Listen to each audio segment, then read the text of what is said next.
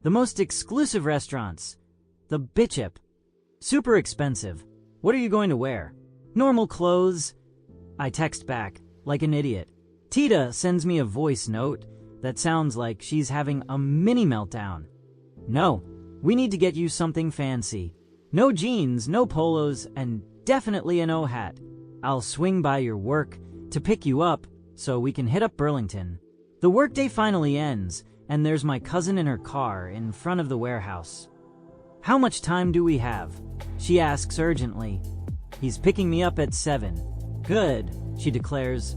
We've got 1 hour at the store, and then you have 30 minutes to get ready once we get back. Operation. Fancy Angel is a go. So there we were at the table, the waitress asking about wine. Matthew looks at me and says, "Let's get a bottle of Merlot. It'll work for the pictures." I'm totally confused. Which pictures? I think to myself. The waitress leaves, probably wondering what our deal is. I was talking to a friend of mine who's an immigration attorney. Matthew starts. I thought about this nice girl I met at the hospital. Maybe we could convince her you could marry her. But my friend said that takes a while and you have to get to know her in, like, every single detail. Then I told my attorney friend about you and me to get married. He was like, that's a way better option since we're already friends and kind of know each other. Matthew throws a fist pump in the air. You saved me, you little shit. I've got a special place in my heart for your heroic act, and you deserve to be here in this country. So, the reason we're here is because I bought you a ring. Then he holds his hand next to his lips like he's revealing a top secret. $20 stainless steel. I'm gonna put it on your finger, take a few pics, and then we save those, just like my friend told me to. I just kept staring at Matthew as he rambled on. Those eyes, those lips. Wait, snap out of it. I asked him for the ring, and he dropped it in my palm. Just as the waitress arrives with the wine, he pours us some.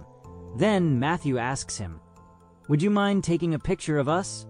The waitress grabs his phone. Matthew looks at me. Put on the ring, so it's in the picture. So I slip on the shiny $20 commitment. We both look at the camera and cheese like we were actually in love. The waitress congratulates us. You guys make a lovely couple. Matthew immediately bursts our bubble. We ain't a couple, dude. We're just friends. No gay shit here. The waitress looks mortified. Oh, my bad, sir. Didn't mean to. I jump in. It's okay, no harm done. It's for a joke. We're planning on a mutual friend. And I let out a nervous chuckle. Matthew suddenly said, I lost my appetite. We should leave anyway. We already got the picture we needed. I looked at him, wondering if it was what the server said that killed his hunger.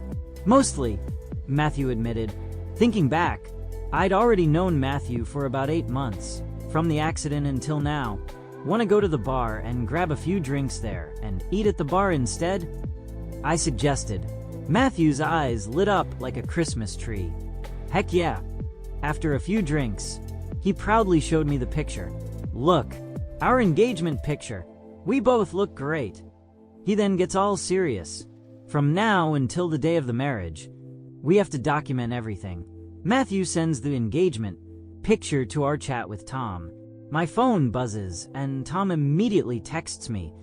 Either you tell him or I tell him. Panic sets in. I bolt to the restroom and call Tom. Tom, I promise I'll be good. No funny business. No jeopardizing our relationship. I really need to fix my status. And Matthew is, like, my knight in shining armor. He won't find out. Please don't say anything. Besides, it's been a while now. He doesn't even suspect I'm gay. I then hear Tom's wife in the background, bless her soul, saying, Tom, let him do it. Besides, the few times he's babysat for us, he's been amazing. If he gets deported, who can we call to watch our little demons? Tom sighs dramatically. All right, he grumbles. No more talk about it. But if Matthew ever finds out, I'm playing dumb like I knew nothing. Chapter 15. I do so, the secret circle of co-conspirators. Tita, Javier, Tom and his wife, and my boss. Matthew and I planned the ceremony around the folks who were in on the gag. And then the big day arrived. His friend, the attorney, bless his probably confused heart, officiated. Good evening everyone, friends and family. The attorney drones. Thank you for being here to witness the union of these two men in matrimony. You guys have chosen an amazing Saturday evening to unite your souls as one. Wait, Matthew interrupts, looking genuinely perplexed. How do we end the ceremony? With a hug. Tom chimes in with a mischievous grin. Nope, it has to be a kiss. Matthew's eyes widen in horror. He looks at Tom like he had suggested he wrestle a bear. Can we, like, Photoshop something? I'm just grossed out thinking about it. The attorney, clearly not paid enough for this level of awkwardness, tells Matthew, we need to continue with the ceremony. Matthew is still stuck on the lip lock. We need to settle on what to do. Tita, bless her heart, kneels between our chairs like a tiny, determined Yoda. Look, guys, you just close your eyes and we'll count to 3. It's just a little smooch, lips to lips, like a butterfly landing on a flower. Angel, Matthew says, looking at me with slight panic. You have nothing to say about this? Honestly, Matthew, it doesn't bother me. We're friends, and it's just a one-time thing for a good cause. The attorney, sensing the impending disaster, steps in. Okay, here's the deal. Let's practice. Stand up and face each other. Matthew, close your eyes. Angel, close your eyes. At the count of 3, you go and unite the lips. No movement needed, just a simple, chaste kiss. While his eyes are closed, Matthew is making faces of utter disgust, like he's about to lose his lunch. I peeked an eye open and just stared at him. Matthew, I say, trying to keep a straight face. Let's just finish the ceremony, and when the time comes, we'll do it. By the power vested in me by the state of Florida, the attorney declares, probably wanting this over more than anyone, I now pronounce you both united in marriage. You may kiss. Tom leans over to Matthew with a devilish glint in his eye. Remember Monica? Gabby? Sandra? Matthew's face lights up with a goofy smile. Oh yes. Oh yes, he giggles, clearly picturing some lovely ladies. So, close your eyes and stay right there. Angel. Tom then looks at me with a knowing, naughty look. Hey Angel, is there any nice fine? You need to set your mind on to get through this. Tita bursts out laughing. Yes, cousin. Maybe Viviana, our next door neighbor. Matthew's eyes snap open. Oh, player, you never mentioned her. I laugh nervously. I glance at Tita and see her and Javier practically in tears of laughter.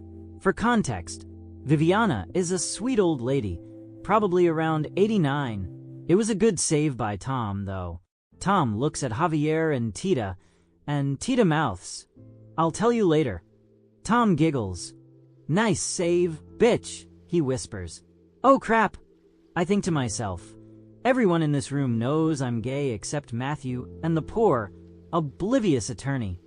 So, while Matthew is off in La La Land, picturing his favorite ladies with a blissful smile on his face and his eyes squeezed shut, Tom is practically pantomiming gagging. He even mumbles things like, Monica's fine ass, and Gabby's bouncing titties. Nicely lips. Everyone whips out their cell phones to capture this historic moment. Tom continues to feed Matthew these vivid images right up until the moment of truth. Just as our lips are about to meet, Matthew's eyes pop open. Wait, why isn't anybody telling Angel good things about that Viviana girl? Tita waves her hand dismissively. Angel doesn't need that. He's already thinking of her. Sure, let's just do this. I'm hungry, I said. Matthew closes his eyes again. I close mine and then it happens. Our lips press together. I actually kind of liked feeling his breath through his nose on my face. When he pulls away, I stay frozen, leaning forward, eyes still closed. Hell yeah, we did it! Matthew exclaims triumphantly. I'm still hypnotized, frozen in the post-kiss afterglow. Tita has to whack me on the head to snap me out of it. Yes, we did it. Let's go eat something. Matthew throws his arm around me. Bruh, we're married. Dope, he adds enthusiastically. Chapter 16. Moving in, should we all go to a strip club for our after bachelor party? Tita rolls her eyes. Come on. Man, we gotta go to a real restaurant first. I nod in agreement. Yeah, Matthew for the pics. Tom glares at me. I hate you, he mouths. I just laugh, because I know he really wanted that strip club. His wife, mouthing her own silent thank you at me, looks relieved. Tom, like a sulky child, pouts but finally says, fine, let's go. I'm hungry, and we gotta pick up the little monsters in 3 hours. The attorney said to both of us, I'll handle the marriage license. Don't worry about it. Once everything else is settled, I'll start the process. Later, in the car, the attorney asked, Angel, when are you planning to move into Matthew's house? Matthew answered before I could, tomorrow. I've already prepared his room. Then I added, yes, I really only have clothes with me. So actually, tonight after dinner, we can stop by Tita's place to pick up my things. The attorney replied, great. Please take this time to get to know each other well. I will assist you before the interview, and I'm going to prepare you thoroughly. There I was, settling into my new bed in Matthew's house. Matthew paused by my door and said, hey, little shit, if you get cold, you know where the blanket closet is. And if you get hot, just tell Alexa to lower the air conditioning. All I could manage to say was, oh, okay. Because there he was, standing in front of me, wearing only his pajama bottoms, bare-chested. While brushing his teeth, I mumbled, good night, and immediately turned away, pulling the comforter over my head. I definitely didn't want him to notice my immediate reaction, or how much I was already drawn to him. When he left to rinse his mouth, he came back into my room. Oh, by the way, he said, I have a friend coming over tomorrow night to spend the night. Just wanted to let you know. Oh, okay, I replied. He then sat on the edge of my bed and continued, I've been wanting to be with this girl for a while now. She has the most gorgeous legs. I can't wait to have her sit in my face, you know. Oh crap. There I was listening to all of this. Then he playfully hit me on the back and said, this is what I wanted. I couldn't have this kind of easygoing friendship with Tom because he got married so young. And now I have my other best friend living under the same roof. Oh, little shit. The fun we're going to have. All I could manage right then was to fake a snore. I went, and then let out a little snort. Matthew just said, good night, and left the damn room. Chapter 17. Playing house the second the door clicked shut. I buried my face in my hands. How the hell am I going to pull this off? We'd built something amazing over the past months, and I was truly grateful for everything he'd done. But like I promised Tom, not a single word about my real desires could slip out. Carolyn, my boss, had given me a week for this honeymoon phase, so I dove headfirst into the husband role. I was up before dawn, whipping up a breakfast spread of fluffy pancakes and golden waffles, with sliced fruit, steaming coffee, and bright orange juice, just as Matthew stumbled into the kitchen. What you doin', Angel? He grumbled, rubbing sleep from his eyes. Oh crap, what the hell is all this? I smirked, gesturing to the feast. Breakfast. Matthew actually laughed, a deep rumble in his chest. My kitchen has never witnessed this kind of action, ever. Usually, it's just coffee and I'm out the door. He dragged a stool over to the kitchen bar and plopped down. All right, let's do this. Breakfast together. Matthew rolled his eyes, but a smile twitched at the corner of his lips. That's so gay, dude. I shot him a serious look. It's not gay, it's breakfast. We actually had a blast. He tossed me my set of keys, mentioned a plumber would be by around 11 to check the damn sprinklers in the back, and that his mom would be dropping off the dry cleaning around 4. She doesn't know we're married. Just that we're living together now. So don't breathe a word. We're just roommates, got it? I snorted, wanting to play along with his crude humor. No, you dumbass, we're not roommates. I'm just your husband, bitch. Matthew's eyes widened in mock shock. Then he choked on a bite of waffle and burst into laughter. That is way too gay, but what the hell, I guess we are. Don't you expect a goodbye kiss, homo? Matthew was still chuckling as he headed out the shower. With Matthew gone, the silence in the house was deafening. Bored as hell, I decided to start cleaning. Curiosity killed the cat, or so they say. I started snooping in his room, shamelessly going through his drawers. Clothes, socks, shirts. Candy? What the actual fuck? Bingo! Porn. He had stacks of magazines with naked women and a few other interesting toys. I even found a cock ring. I slipped it onto my finger and a nervous laugh escaped me. This is probably the closest I'll ever get to his cock, I thought with a pang of longing, before quickly putting it back. Right on the dot, at 11, there was a knock at the door. It was the plumber, here to figure out why the damn grass was dying. As I led him to the backyard to show him the sprinkler equipment, I couldn't help but notice how good-looking he was. We started chatting while I fiddled with some parts of the sprinkler system. When I straightened up, he got down on his knees to examine a sprinkler head. "Oh, this one's cracked," he said. "Nice crack." My mind immediately supplied, my gaze drifting lower to the undeniable crack of his ass peeking out from his work pants. Just as I tore my eyes away from his tempting backside and lifted my head, I saw Landy, my new neighbor, staring right at me. I had no idea if he'd caught me ogling the plumber's ass, but I quickly told the plumber, "Be right back," and gestured to the open sliding door. "Feel free to head inside if you need to." Landy, standing on his property, gave me this weird, teasing look, and a shiver of unease went down my spine. Chapter 18. Roommate rules. So, picture this. The most unbelievably awkward night of my entire existence. Matthew, who apparently operates under the delusion that subtlety is a foreign language, had invited over this girl he'd been talking about. His brilliant plan to keep me out of the way? A text that read something like, "Hey, I know you're always glued to the TV when I get home. So tonight, could you just, barricade yourself in your room? I told my lady friend you ain't home. But since you'll be in your fortress of solitude, we can just sneak straight to my boudoir." Real smooth, Matt, real smooth.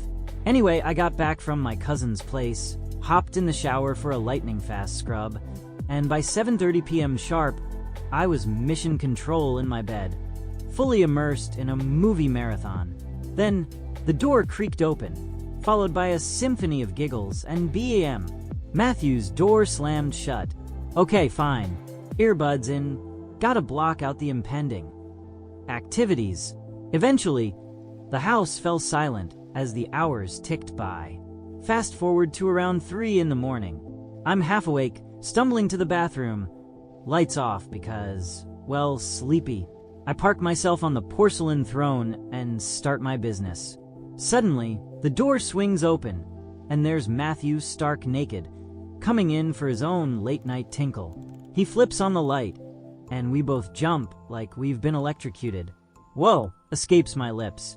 I practically leap off the toilet, frantically trying to cover myself. Matthew, still clearly in La La Land, mumbles a "sorry, little dude," and then just starts peeing right in front of me. My brain short-circuited. I tried to make a stealthy escape. "Wait, where you going?" he slurred. "Excuse me," I managed to squeak out. "Wait," he repeated. I bolted for my room. What's normally a 10-step journey felt like a 3-step Olympic sprint. I slammed the door shut, completely bewildered and in shock because, unexpected penis sighting. Then I heard the toilet flush, and a moment later, my door creaked open again. There was Matthew, still gloriously nude, leaning in. "Sorry if we scared you. Seriously? What do you mean we scared you? I asked, my eyes doing their best not to wander south, and then he grabbed his, and gestured with it. Me and my little buddy. I instinctively hurled a pillow at him. He just laughed. Come on.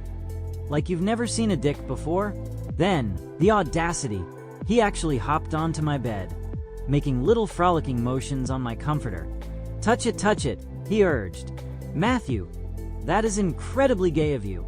Get out of my room. I hissed. By the time I finished my dramatic exit line, there was his lady friend Lucy, apparently, wrapped in a blanket, giggling her head off at the full Monty show Matthew was putting on. Hi, I said, trying to salvage some shred of dignity. Matthew finally stopped his display. Oh, Angel, this is Lucy. Lucy, this is Angel, my best friend. Oh, wow. Lucy chirped. Matthew has spoken so highly of you. Thank you, I replied, and sorry for the, spectacle you just witnessed. She just laughed. Don't worry, honey. I've got 2 boys at home myself. Then Matthew, bless his oblivious heart, let go of himself, jumped off my bed to hug Lucy, and then slapped her on the backside. Lucy yelped and laughed as Matthew scooped her up, fireman style, and carried her back to his room. And there I stood, watching his perfectly sculpted, but disappear down the hall, off to enjoy his best friend's company. The next morning, I was in the kitchen making breakfast, as usual, when Lucy and Matthew strolled in. Wow, Angel, you do this every day. Or is this a special guest occasion? Lucy asked. I chuckled. Every day. Matthew chimed in. I think I've gained a few pounds already. Then he looked at me. Hey man, sorry about my, performance art last night, but you acted like you'd never seen I just laughed. I respect you, roomie. He grinned. We're more than roomies. We're best friends. We are brothers. Then Lucy, sipping her coffee, turned to me. Hey, Angel, do you have a girlfriend? We should all do something together sometime. The 4 of us. No, Lucy, I'm single at the moment. Just focusing on other things. I had a girlfriend, but right now I'm enjoying the single life, learning to care for myself and love myself. I love that, she said, giving my hand a squeeze. Matthew is just like you described him. So lovable, so nice, amazing spirit. I stood up. Well, I've got a few things to do. Nice meeting you, Lucy. Hope to see you again. Chapter 19. Gossip and getaways. One sunny afternoon, my cousin and I were planted on the back porch, sipping something cold and getting into all sorts of juicy gossip. Naturally, the topic of the being Matthew roomie popped up. So, my Tita starts, leaning in conspiratorially.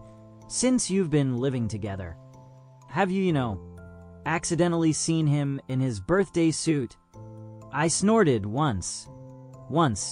Honey, try several times. Tita's eyes practically popped out of her head. Are you kidding me? She hissed, like a startled cat. Shuh, I warned, glancing around. Well, how is it? Spill the beans. Describe it. What do you mean, describe it? That's his private business. She protested, landing a playful punch on my arm. I leaned in close, whispering dramatically. Big, veiny, and uncircumcised. She burst out laughing, tears welling up. You're totally messing with me. I went full serious. Nope, not even a little bit. Has he ever seen you naked? She asked, eyes wide. Good heavens, no. I practically teleport from the shower to my room, wrapped in a towel like a damn mummy. My cousin cackled. That's gold. But then, my face fell. You know what's not so funny? He brings a parade of women back to the house. They get down to business, and all I can think is, oh, to be in their arms. Whoa, hold up, drama queen, my cousin exclaimed, pouting. We were having such a blast with the juicy gossip, and now you hit me with this sentimental stink bomb. All right, new topic, I declared. How about a night out? Matthew, you, me, Tom, and Javier? We could even go glamping. There's this amazing spot south of the Everglades I saw on social media. Angel, that's a fantastic idea. Tita chimed in. So, I fired off a text to Tom. Hey, wanna go camping? It's been ages since the whole gang did something together. Tom's reply was instant. I'm game. The wife loves camping and making s'mores and all that jazz while I try to catch some dinner. Have you asked Matthew and your cousin yet? Tom texted back. She's right here, practically vibrating with excitement. I'll grill Matthew tonight when he gets home. Listen to you, all domesticated. When my man gets home, Tom teased. I did not say it like that, you jerk. Yeah, but you were thinking it, you little wifey wannabe. Tom shot back. I couldn't help it. I burst out laughing and replied with a simple heart emoji. My cousin, nosy as ever, was reading along and giggling. Isn't Tom great? So open-minded. Just like you. I said, he really is. I love him. We've become this inseparable trio. I just wish Matthew was more like him. Tom doesn't bat an eye at gay people or lesbians, but Matthew always has some snarky comment when he sees someone. My cousin suddenly looked thoughtful. Hey, you think Tom's got a good? You know, I just stared at her. I have absolutely no idea. You saucy minx.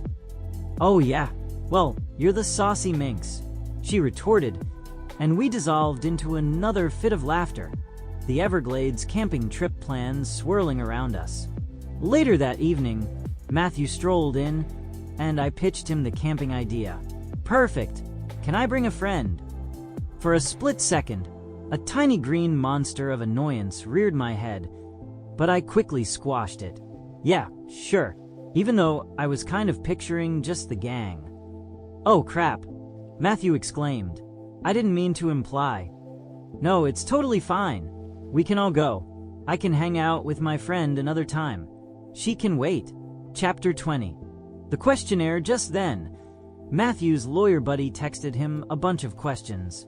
Angel, my friend the attorney sent over some stuff we need to look at, he said. So he printed 2 sheets of paper and handing me one. 24 questions. I exclaimed. Yep. Let's write down our answers separately and then swap. Brain meld time. So, I parked myself in the living room and Matthew took over the dining table. When and where did you first meet? Matthew. The epic tale of the accident. Angel. I was his knight in shining armor, aka I saved his life. Who introduced you to each other? Matthew, nobody. It was a fucking cosmic collision. Angel. His lovely mom at the hospital. When did you start dating? Matthew. Right after my dramatic hospital exit. Love at first sight, baby. Angel. When he lured me over to his place with the promise of video game domination. Several times. When and where did you get married? Matthew. On our super fucking romantic back patio. Angel. In the enchanting garden of Matthew's house. Did you have a wedding? Who attended? Matthew. Family and our awesome friends. Angel. My cousin, her equally amusing boyfriend, and a bunch of our fantastic friends. Where did you go for your honeymoon? Matthew. The sunny paradise of Key Largo and Key West. Angel. Nowhere fancy. We were perfectly happy playing house. What is your spouse's full name and date of birth? Matthew. Angel Fernandez. 31 years young. Born on December 10th, 1994. Angel. Matthew Alexander Pagan. A distinguished 36. Born on July 13th, 1989. Where was your spouse born? Matthew. Columbia. Angel. Miami. Where does your spouse work? What is their job title? Matthew. Something important in logistics. Angel. CEO of a hospital. What time does your spouse usually go to work and come home? Matthew. Angel leaves at 8 a.m. and returns to my loving arms around 4 p.m. Angel. My workaholic Matthew leaves around 7:30 a.m. and sometimes doesn't reappear until 7:45 or even 8 p.m. Do you live in a house or an apartment? How many bedrooms and bathrooms does it have? Matthew. A cozy house with 3 bedrooms and 2 glorious bathrooms. Angel. A house, 3 bedrooms, 2 bathrooms. Who pays the rent or mortgage? How is it paid? Matthew. Online like a civilized human. Angel. Matthew handles that magic on the computer. Do you and your spouse have a joint bank account? Which bank? Matthew. Yep. Our treasure chest is at Wells Fargo checking. Angel. Wells Fargo checking. Do you or your spouse own a car? What is the make, model, and color? Matthew. My Angel prefers to be chauffeured. Or just doesn't have one. Angel. My sleek gray Lexus. A 2025. What side of the bed does your spouse sleep on? Matthew. I claim the right side, he gets the left. Angel. Matthew snuggles on the left, and I reign supreme on the right. Who wakes up first in the morning? Matthew. My early bird Angel. Angel me. Gotta make the breakfast magic happen. What is your spouse's favorite food? Matthew. Angel's weakness? Delicious Colombian empanadas. Angel. Matthew can't resist a good sushi. Do you have any pets? What are their names? Matthew. Nope Angel, nada. Just us two. For now. How did you celebrate your last holiday together? Matthew. We had a cozy Memorial Day weekend, glued to the couch with movies. Angel. Last holiday was Memorial Day. I dreamed of adventure, but we ended up grilling at home. Still good, though. What color are the curtains in your bedroom? Matthew. A sophisticated black. Angel. Black and gray. Do you and your spouse have health insurance together? Through which provider? Matthew. Nope. I'm rocking my own Blue Shield situation. Angel. I pay out of pocket if I need a doc. Do you share any bills? Matthew. I handle the big one, the mortgage. Angel takes care of the watery and electrifying stuff. Angel. I pay the electricity and water bills, plus groceries sometimes. Matthew tackles the mortgage and insurance. Who does the cooking in your home? Matthew. Angel, the culinary wizard. Angel. Moi. What kind of toothpaste does your spouse use? Matthew. Good old Colgate. Angel. Colgate. We swapped our answers and burst out laughing when we realized we'd bombed 3 questions. Matthew pulled me close, forehead to forehead. Think, husband, you little shit husband, he teased. At least we nailed the birthdays and the really tricky stuff. I grinned. True. Sending these off to the attorney. She'll be so impressed by our synced up brains. Back to the important stuff. The camping trip. Who's driving? Matthew demanded. Because it ain't gonna be me. Tom better bring his damn Suburban, so we can all pile in, even if it means getting stuck in the back with the Rugrats. Oh crap, the children. Matthew groaned. Let me think. Then, a sudden realization. Yeah, you know what? I'd rather be squished in the back with the little monsters than drive. So screw it. Matthew whipped out his phone and texted the group chat. Tom, you're driving. End of discussion. A thoughtful emoji popped up from Tom. I know you hate driving long hours, you little scaredy cat. I just typed LOL. Chapter 21. Waiting games. It's been 2 years since I saved Matthew from the car crash. Just so, you know, the person reading this, I've already gotten my temporary permission to be in this country, my work permit card, and had my fingerprints taken. In a few months, after our lawyer helps us with some tricky things we need to learn from each other, I got a letter saying our interview will be in 2 months. I'm really hoping it goes well, and Matthew is happy we're moving forward.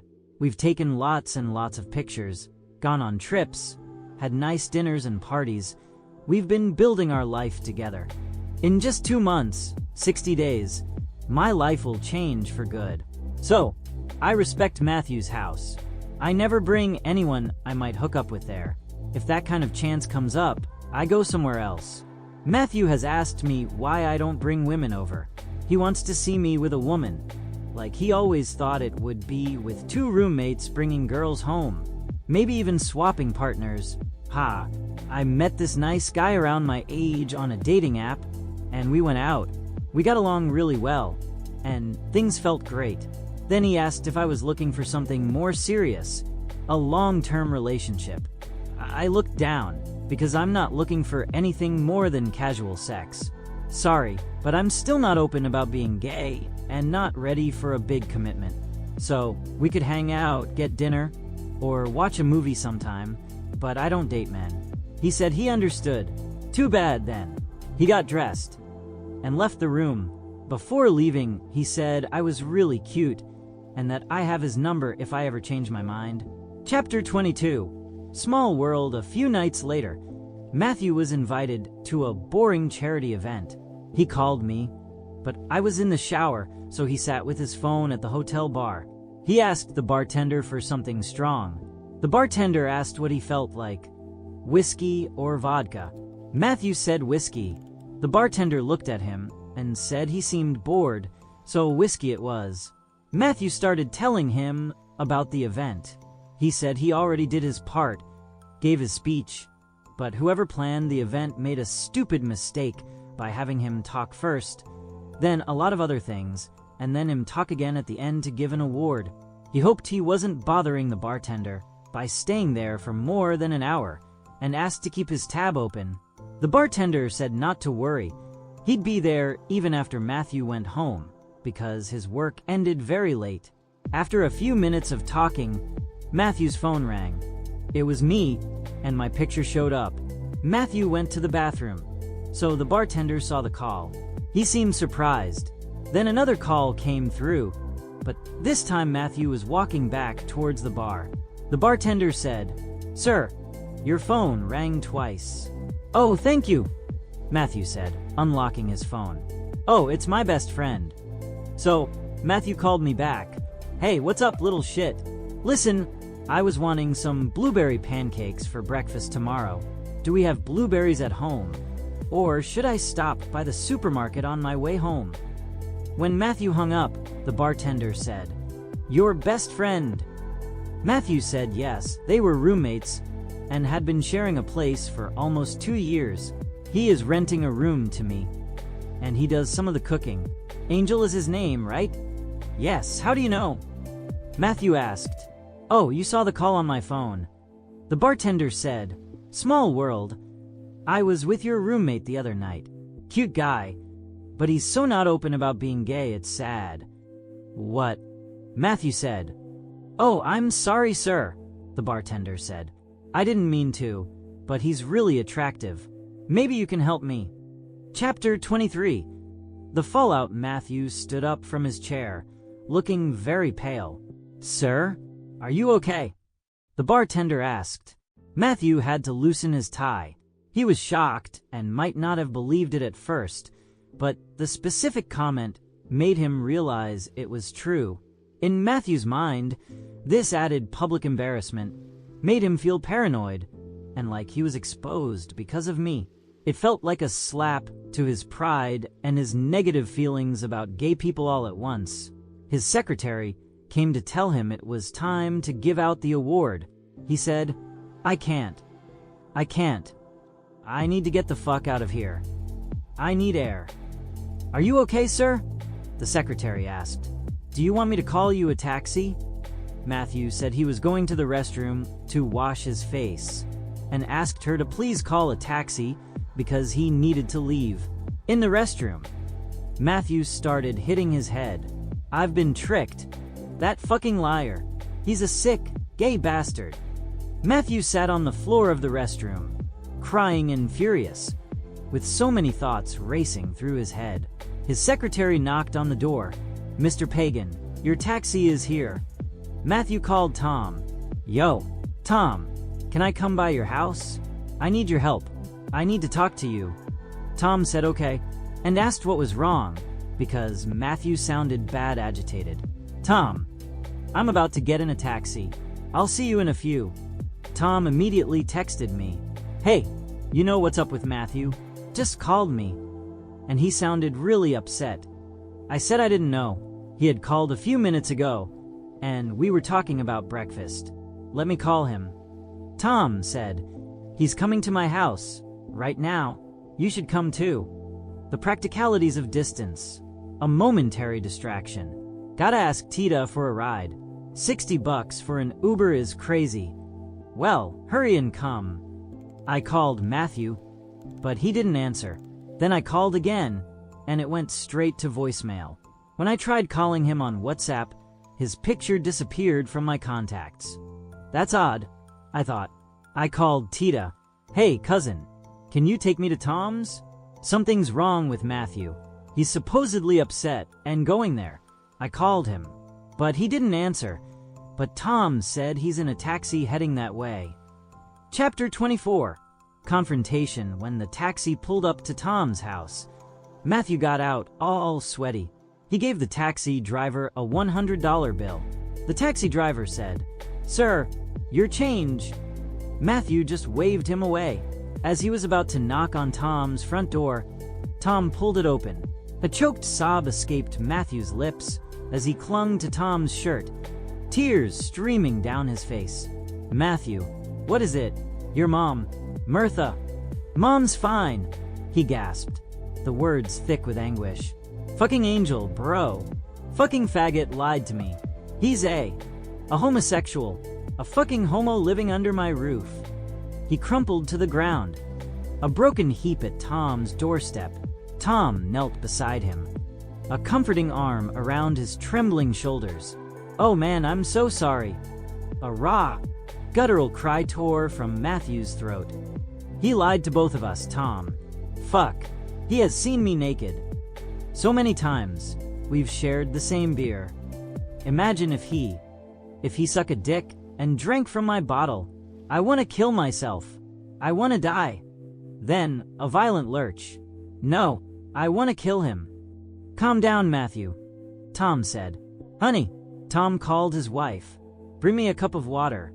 Tom, trying to hide his face from Matthew, told his wife.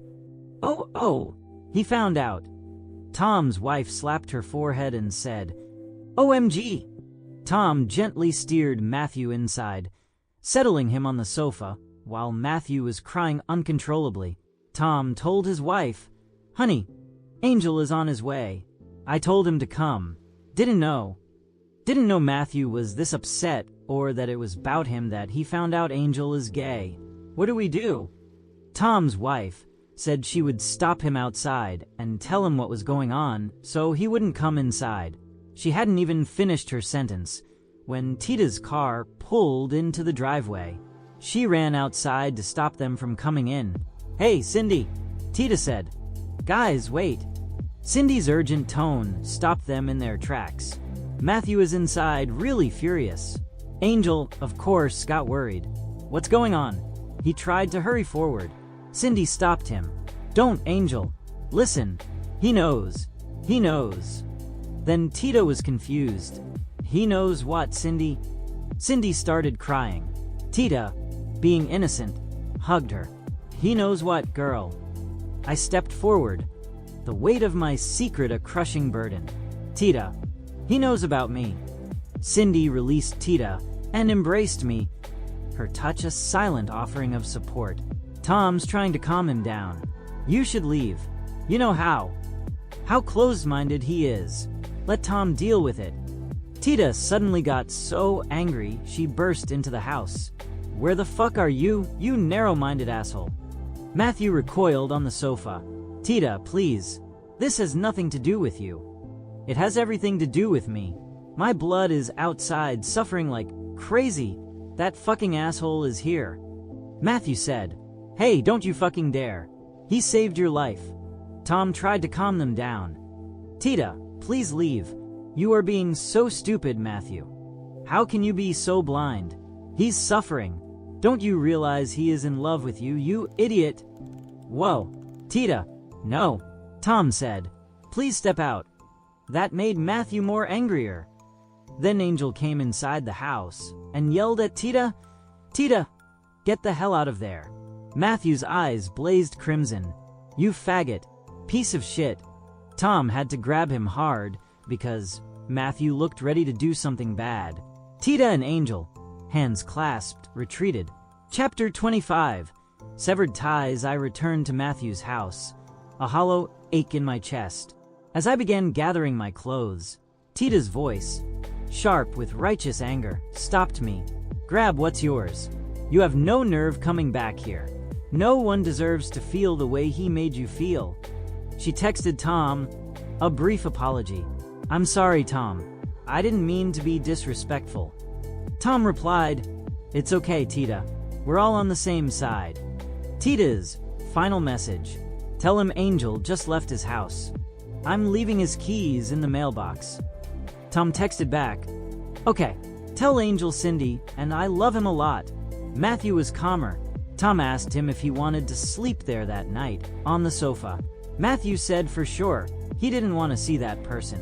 Tom said, "Tita told me he left your house, took his things, and they're leaving your keys in the mailbox." Matthew's face changed from anger to sadness. "Good. That's better." Then he said, "So no, I'm going to go home. Can you take me to the place where I had the event to pick up my car, please?" "Of course, brother." Tom told Cindy he was going to take Matthew to pick up his car. Cindy came out of the children's room, her gaze soft with concern. "Matthew, get some rest, please. Think about what happened. Angel is a good person." Matthew finally got home, feeling completely abandoned because of everything that had happened. He kept replaying every moment with Angel in his head, wondering how he hadn't seen it coming before. In his mind, it felt like a total betrayal, especially since Mel, his ex-girlfriend, had ended their relationship to be with a woman. Mel chose a woman over him, and now Angel had chosen men over him, even as a friend. "He saved me. He was like a brother to me," he thought. He punched one of the hallway walls on his way to his room. When he did, Angel's bedroom door swung wide open, and there it was, an empty room. Just bare sheets on the bed, pillows with no covers, nothing on the nightstand.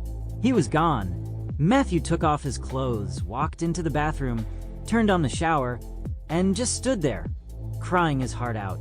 I was back on my cousin's living room couch, my clothes and other stuff in trash bags. I desperately wanted to cry, but I was so angry at myself. How could Matthew have found out we talked? He mentioned breakfast, and then Tom called me within 20 to 25 minutes. How did that happen? I started biting my nails, a terrible habit I had broken years ago. I wasn't in love with Matthew. I cared for him. We were best friends. I shouldn't have hidden that part of me. Tita came and sat next to me. "Do you want to bite my nails too?" "Stop. You're about to bleed." "Tita, I am not in love with him. I learned to love him, but in a different way."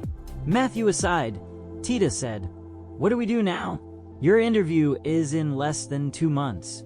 That's not happening. We both needed to be there, so that means I have to forget about fixing my immigration status." "Tita," I asked, "would you mind giving me sleeping pills? I really need to sleep, or my mind will just race all night." Javier, who was in the room, overheard the conversation. "I'll bring you some pills." Tita then asked me, "What are you going to do about your job now?" And thanks to him, I started working at the hospital as soon as I got my work permit, but I'm going to call Carolyn to hire me back. At least this time it will be legal while my work card is still valid. I said, "Angel, you can't just leave your job at the hospital." "What are you talking about, Tita?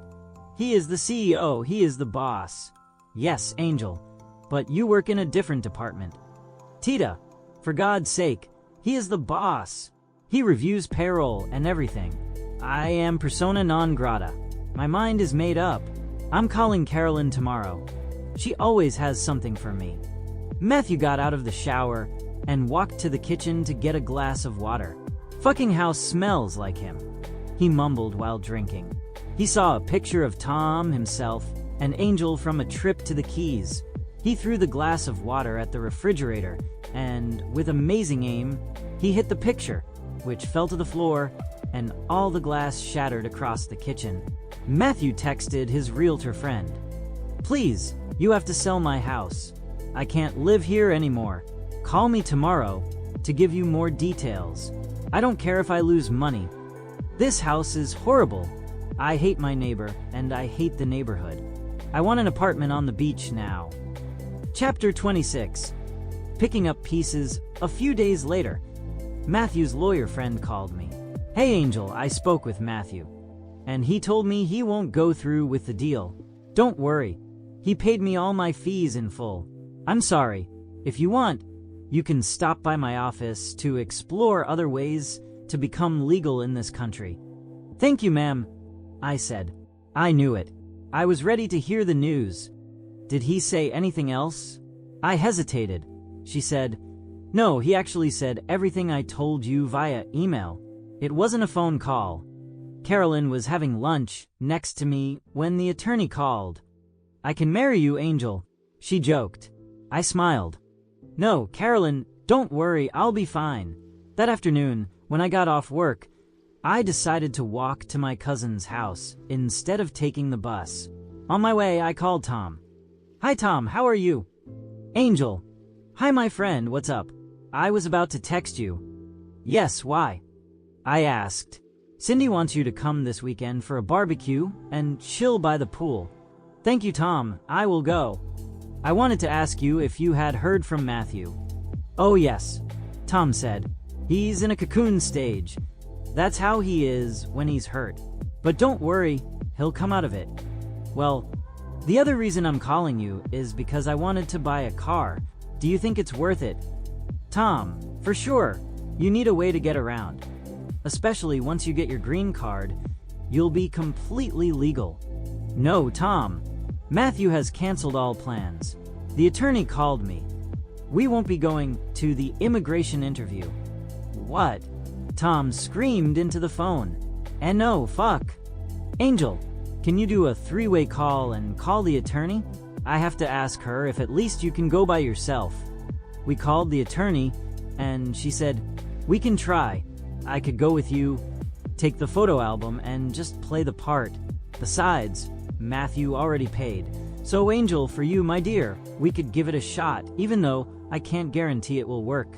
The interview is for both of you. Chapter 27. Cracks in the armor. The next morning, as Matthew was leaving his house for work, he was kicking and hitting everything around him. That frame, I put it there. That basket with magazines, I put it there. Those horrible homosexual curtains. I hate this house. Matthew said when he went outside to get in his car, he turned back to look at it. He saw the house looking so beautiful.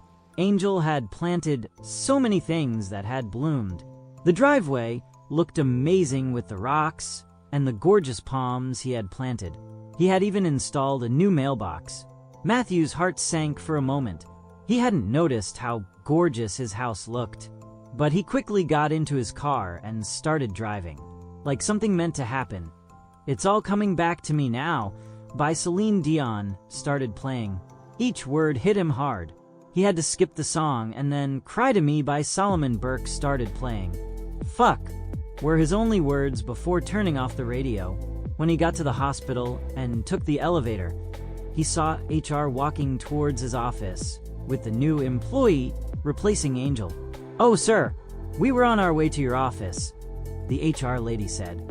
This is Jason, the person who will be substituting Angel Fernandez due to his absence. Matthew extended his hand to the new employee. Welcome aboard. Just give him his credentials, ID card. No need to interview him. You're HR and you know best. Thank you for all you do.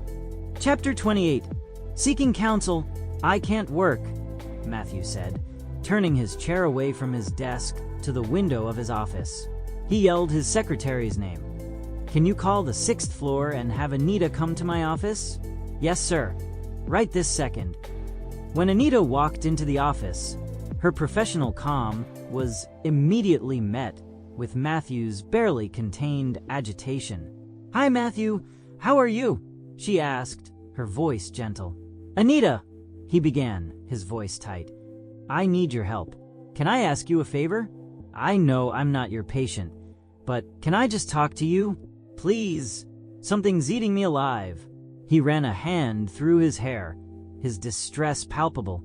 Matthew launched into his story about me, his voice thick with a mix of confusion and betrayal. He saved my life, okay? We became roommates.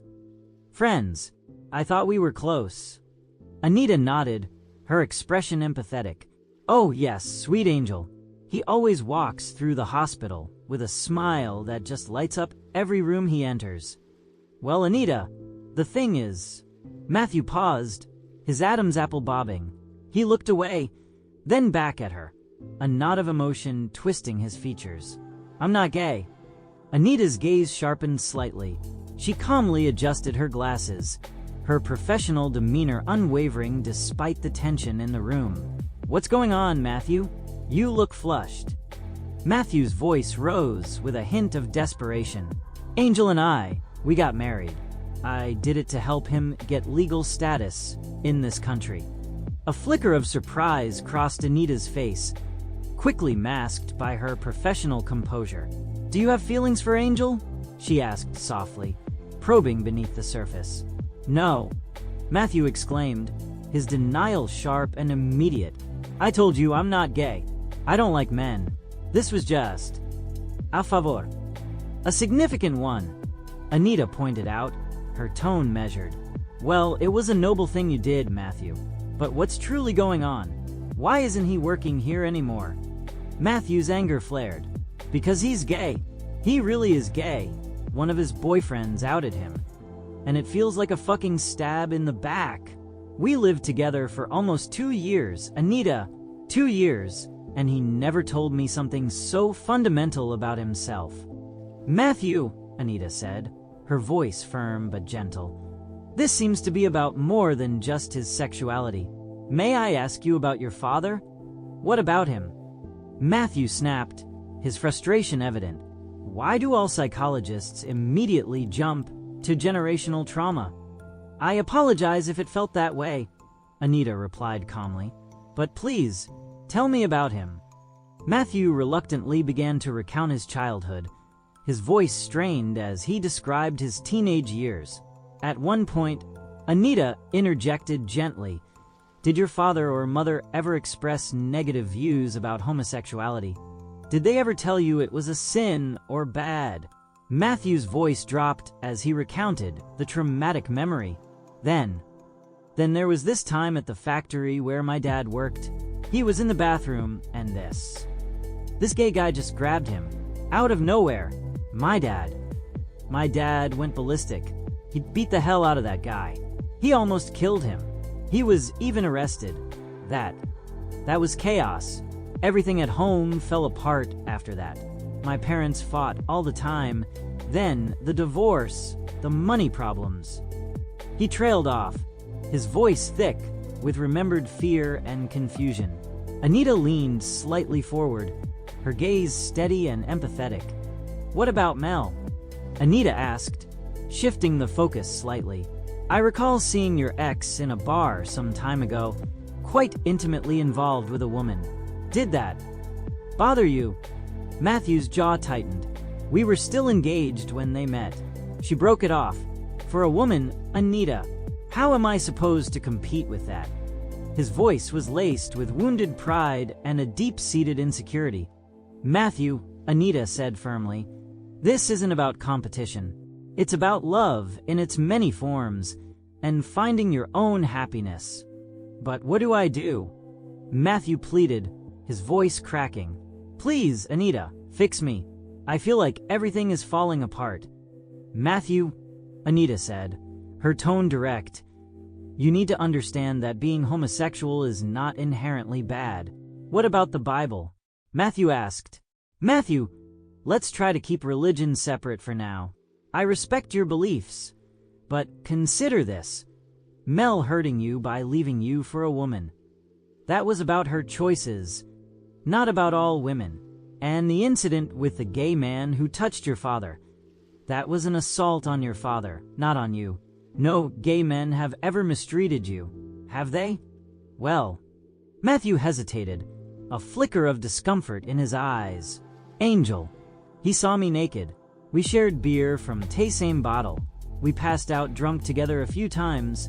In his bed, my bed, even the living room. Matthew, stop! Anita interjected, her voice losing a hint of its earlier patience. Was he disrespectful to you? Yes, Matthew insisted, his voice rising again. Yes, for lying to me. No, Matthew, Anita said, her tone sharper now, a touch of irritation creeping in. I will rephrase my question, and I'm growing concerned by your resistance. Did he ever offend you? Did he ever make you feel unsafe or demeaned? Matthew paused, a look of confusion washing over his face. No, he admitted softly. No, Anita. He actually brought joy and color to my life. He even created this. This bond between me and Tom, my best friend. We were like the Three Musketeers, the Three Stooges. But his cousin said that he was in love with me. Matthew blurted out, his voice laced with panic. That messed everything up. What if he is in love with you, Matthew? Anita challenged, her gaze direct. What is it to you? Don't you love him? As your best friend, your brother, your roommate? What a wonderful thing it is to be loved, Matthew. I care about you. I have respected you since you were a simple assistant here years ago. And seeing the man you've become, I can honestly say, I value you deeply. Anita leaned forward, her voice softer but firm. Please, Matthew, really think about everything we've discussed. You need to find peace, and that starts with understanding yourself and others without fear. You need to understand that we are all human beings, deserving of respect and love. Chapter 29. Truth and Consequences. Later that night, Matthew called Tom. Hey, what's up, player? You've been MIA. No, Matthew, you've been MIA. I'm sorry, Tom, it's been crazy. I know, my friend. That's why I only texted you but didn't call. Tom said. Are you okay? Yes, I'm better. Is it true that you're not going to the immigration interview and that you canceled everything? Who told you that? Matthew asked. You still talk to Angel? Matthew, I have nothing against Angel. He is younger than both of us, and I've learned to care about him like he's my younger brother. So, yes, I care about him. My wife loves him, my children adore him, and FYI, this Saturday, he is coming over as I planned a barbecue and pool afternoon. I hope that doesn't bother you. It does, Tom, but I understand. I just wanted to see if you could be so helpful as to stop by tomorrow night, so we can have a few beers and talk. There we were, me, the big Matthew Pagan, the entrepreneur, the CEO, the man who reached the stars, and my friend Tom, sitting back with a couple of beers. I'm grateful he's letting me vent tonight. I just finished rambling about Angel, about seeing a psychologist, when Tom cut me off. I'm sorry, what did you just say? You're in therapy. Damn it, no, dumbass. I said one of my employees is a psychologist. Perk of working at the hospital. About time. Tom muttered. How dare you? I'm not that screwed up. Tom cracked open another beer, downed it in one long gulp, then burped loud enough to shake the walls. Matthew, you better hold onto that chair, motherfucker, 'cause I've let you go on and on about Angel deceiving you. Now it's my turn. He leaned in. Listen, Linda, Angel is an amazing person with a heart of gold. And guess what? I knew he was gay all along. My eyes went wide. Before I could even get a word out, Tom snapped. Hush. I told you to fucking hear me out. I knew, Cindy knew, we all knew. And like a damn conspiracy, we told Angel. Don't you ever tell Matthew. So if you're gonna be mad, be mad. I don't give a fuck. I've known you my whole life, and Angel for 2 years. I love you both, and I don't give a shit who he loves, gay, bi, trans, lesbian, or whores. People are people. Oh, come on, Tom. You say that 'cause you don't have a faggot in love with you. What the fuck, man? Tom shot back. He paused, then smirked. Well, Angel ain't in love with you. Oh wait, he was. But not anymore. Those feelings? Gone. Replaced by real friendship. Not what Tita said at your house, Tom. Matthew, listen to yourself. The same Tita, with more loose screws than a broken chair.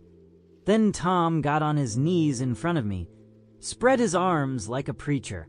We hid all this because we knew how you felt about homosexuality. So, if you want to stop talking to me, be my guest. But it's about damn time someone opened your eyes. Chapter 30. The 11th hour. Meanwhile, across town, Tita was fussing. Angel, you want another Tila tea for your nerves? It was the night before the USCIS interview. What a night. Tea, pills.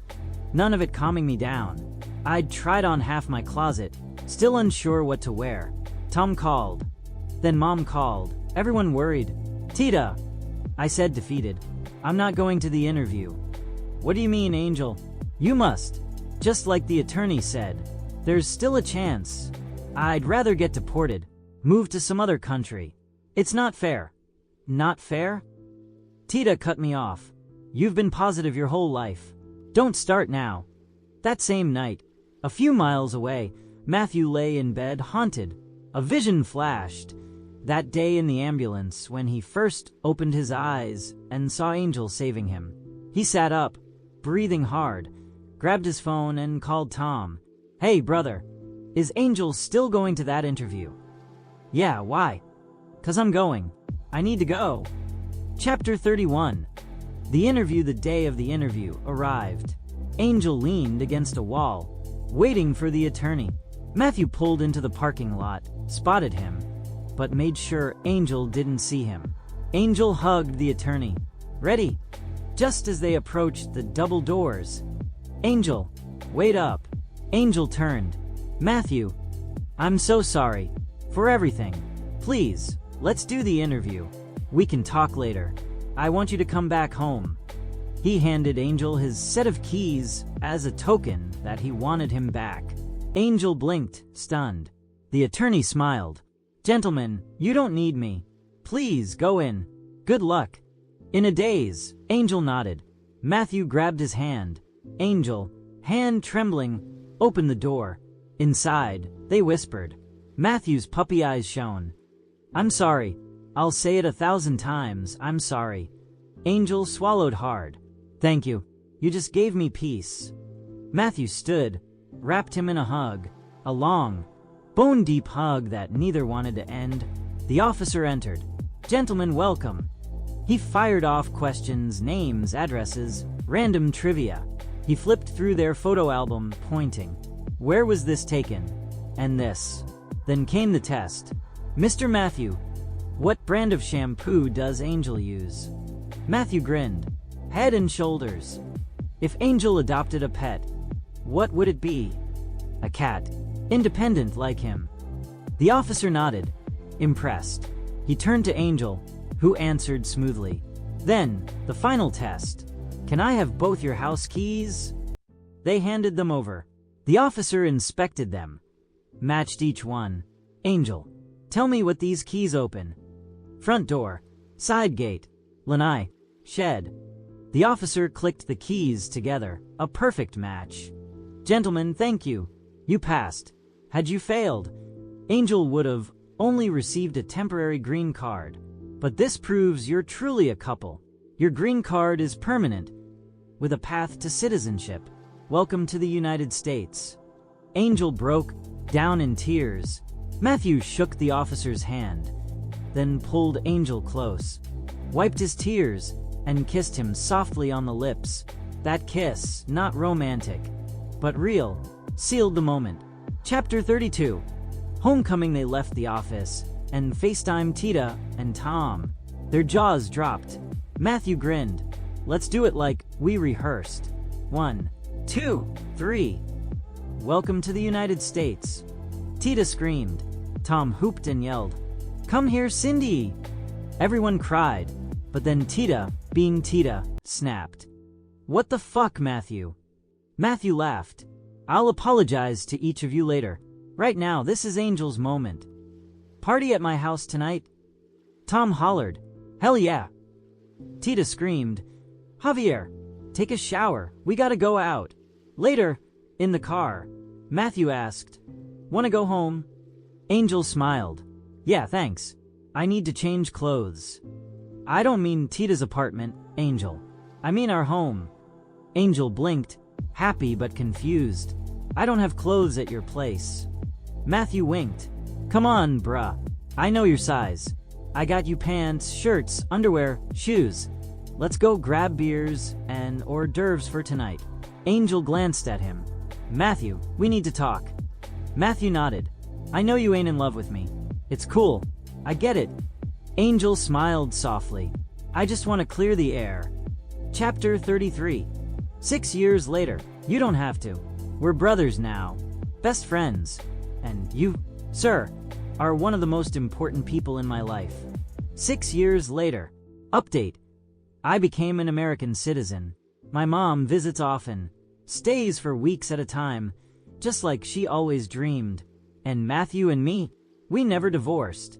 Life's funny like that. We bought Landy's house together, turned it into our new kind of home. I moved in, and somehow we made it work. Now, I have a boyfriend, Roberto. Sweet, patient, and the kind of man who looks at me like I'm the best thing that ever happened. And Matthew, he finally settled down. Nicole's in his life now, and she's pregnant. Can you believe it? They asked Roberto and me to be the godfathers. The godfathers. Picture this. We're driving to North Carolina for the winter holidays. Matthew's behind the wheel, one hand resting on Nicole's growing belly. In the back seat, me and Roberto, tangled together, laughing about nothing and everything. The radio's playing old Christmas tunes, crackling through the speakers. Feliz Navidad, the kind that makes you want to sing even if you can't carry a note. Matthew glances at me through the rearview mirror, and for a moment, I see it all. The man who used to struggle with who I am, and the man now trusting me to help raise his child. Growth, respect, family, and just like that, our story ends a little messy, a little beautiful but whole. This is it, my friends. This is all. And honestly, it's enough. About the author born with Honduran roots and based in vibrant Miami, Florida, Roberto David Figueroa Gafaro is a multifaceted talent who blends creativity with business savvy. With a background in television and film production, and a bachelor's degree in business administration with a major in marketing, Roberto David Figueroa Gafaro has always had a passion for storytelling in its many forms. An ordained minister, he brings a unique perspective on love, humanity, and connection, elements that often weave through his work. Although writing began as a personal passion, Roberto David Figueroa Gafaro never imagined the journey would lead to publishing. Today, with several written works already under his belt and more awaiting their moment to shine, Roberto is excited to share these stories with the world and inspire readers through characters and narratives that resonate deeply.